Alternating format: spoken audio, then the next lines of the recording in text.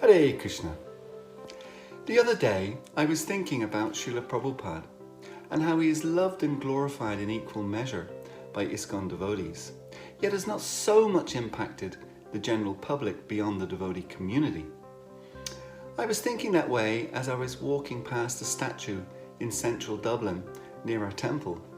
It's a statue of Daniel O'Connell and it's quite impressive. He has his hands raised like this, just like Lord Chaitanya. Of course, Srila Prabhupada's achievements are so vastly superior to Daniel O'Connell and all Irish legends put together. So why is it that there's no statue of Srila Prabhupada in Dublin, or in London, New York, or even Calcutta? Perhaps the answer lies in the words of Plato, who once said, "No one is more hated than he who speaks the truth." Srila Prabhupada never minced his words, as in the title of his translation of Bhagavad Gita, he told it as it is. There's also the Sanskrit meaning of sadhu, or saintly person, that when a sadhu or a saintly person speaks to their students, they do not make a show of mercy. Rather, they speak the truth so that the students' minds can be cut off from any unreal attachment. Plato's guru, Socrates, would no doubt also have loved and glorified Srila Prabhupada. Socrates was sentenced to death as a traitor simply for raising philosophical questions and presenting the idea of a transcendental being who was superior to any worldly power. He could have escaped the death penalty, but he refused to disavow his beliefs. He also treated his unfortunate jailer with kindness as he brought forward his cup of deadly hemlock. And then, when asked, "How shall we bury you?"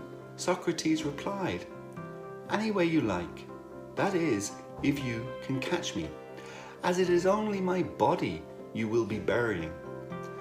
So you can bury that in whatever way you think best."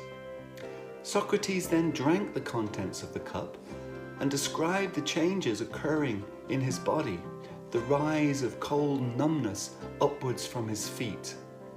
And then he died peacefully. Srila Prabhupada was translating Srimad Bhagavatam right up to the time he left this world, and no doubt experiencing great pain that none of us could endure. Indeed, a doctor who visited him shortly before he left this world was amazed and told the devotees that Srila Prabhupada, all his padding, if you like, the tissues that protect the nerve endings in his body, were no longer there. So the pain that he must have been experiencing was just incredible. Yet he didn't show it. On top of that, he didn't take one single painkiller. So Srila Prabhupada, he did not just speak and write about not being the body, he also demonstrated it 100% as he went back to the spiritual world, using his body right up to his departure, fully in Lord Krishna's service. Example truly is better than precept. Thank you so very much for your perfect example, Srila Prabhupada, and most of all, for speaking the truth, always. Hare Krishna, Srila Prabhupada ki jai.